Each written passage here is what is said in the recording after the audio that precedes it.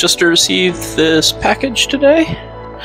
It's the new Eufy E28. What's great about this is it has the portable wand and station for extraction.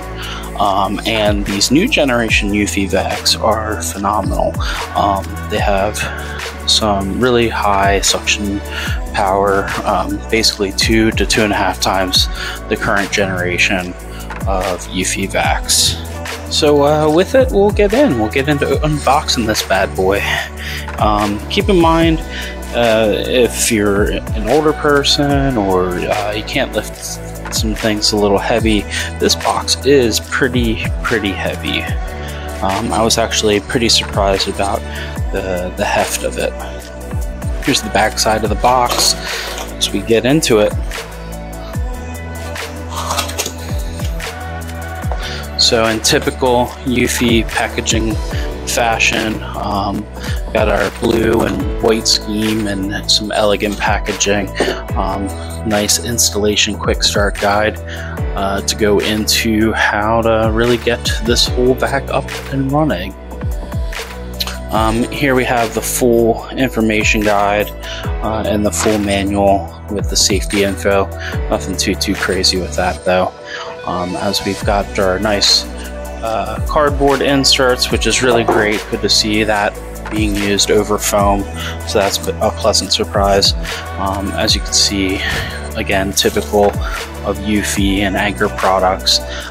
Everything's packaged nice and tidy and really tight and secure. Right here on the side, that's the main meat and potatoes. This is the actual vac itself, the bot, non-base station. I will say that this is kind of where a lot of the heft comes from in lifting that box. So again, nice and pretty secure with the packaging. Okay, we got the bot out of the packaging. You just got to be, when you start unpacking everything, just be aware of all the little pull tabs. You know, there's a lot of foam inserts and spacers for shipping and just keeping things nice and secure. So just remember to go through the bot, remove any foam inserts, plastic or cellophane covers throughout. Double check the air filter and all of that, because oftentimes those get a little extra packaging and covering, and usually that comes or is met with problems if you don't remove it. All right, so with this bot, we actually are lucky enough that there's no packaging or plastic covering the air filter, so not really a big issue with this bot, but just keep that in mind for bots in the future. I'm really loving this clear see-through cover, so you can keep an eye on your air filter and just you know, it's really high-tech look for sure. So as we flip this bad boy over, it's quite a cool new concept. A couple other bots like the Robo-Rock has something similar as this double brush, but the big thing or the big difference with the Eufy product is that it actually will expand and contract these brushes to allow this gap to open up and give it more space to declog. The helical brushes also spin in reverse direction in order to remove any type of hair buildup. Okay, what's really cool about this bot too is the extendable side brush to really just get into any corners and nooks and crannies of your house and of your flooring. So okay, back to unboxing. What's cool with this is the portable station and tank. So we'll just use the handle here to lift that whole unit out. We'll set it to the side, and so we still got some sections of the base station that needs to come out. Like I said, I'm pretty pleased to see that Eufy has migrated away from using styrofoam for packaging. This can be burnt down, used for fire starters, or even for or just recycled. So nice cardboard stock. Again, good to see, you know, that Eufy takes the time to really protect each of the components of the vac. I mean, this is just the ramp to the base station, so it's packaged up and protected by plastic wrap. So just good to see some extra protection. There's the dog. All right, so we've lifted out this the rest of the base station, and inside I can save you some time, this box here as well as the tray. There's nothing underneath the tray and there's nothing in this box here, so you can go ahead and just load up all your trash inside and all the extra cardboard. I recommend holding on to the cardboard just in case, and the whole box just in case you need it for whatever reason, but I like to hold on to these types of boxes for a brief period of time. And as we're disassembling it, this box here was taped on, and it just looks like it's just a coiled up cord. We can go ahead and detach this whole lift away station, and we can continue to unwrap everything.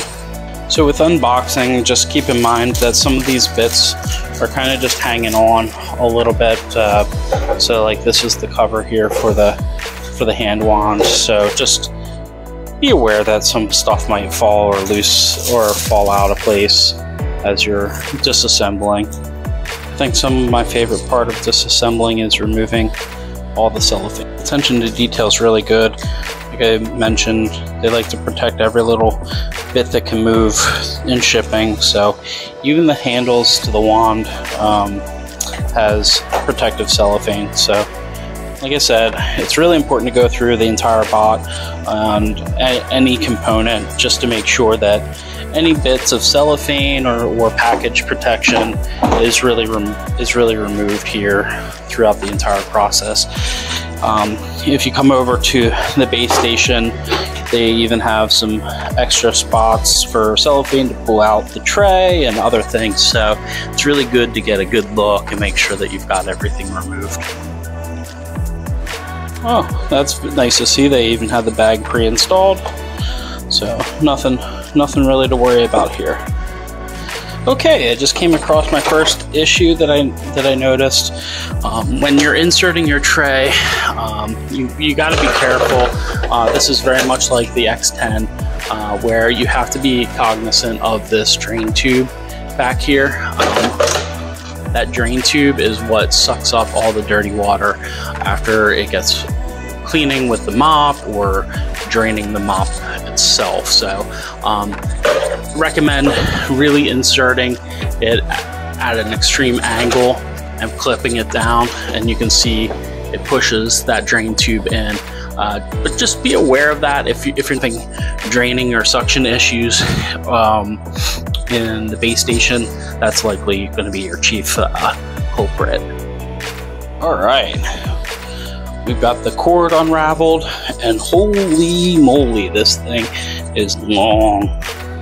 Probably have a good 10 to 12 feet worth of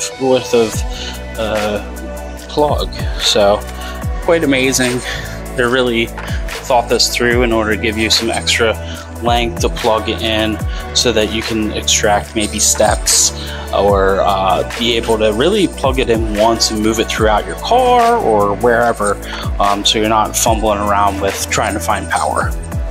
All right, here we've got the full base station kind of opened and set up, minus the little cover. Here's the base station, nice looking, nice and sleek with the cover. There's the bot, so not quite fully installed yet, but there you have it. Okay, there she is, fully set up. Just need to move it to its final location in my house just to set it up, but there she is. It's pretty sizable. One thing that I kind of am sad to see is that the base station itself doesn't have its own plug to power the pod when you remove it or when you add it back in. So you actually have to physically unplug the whole unit from the outlet in order to make it mobile. So kind of a little disappointing to see, but that's okay. We can work through that.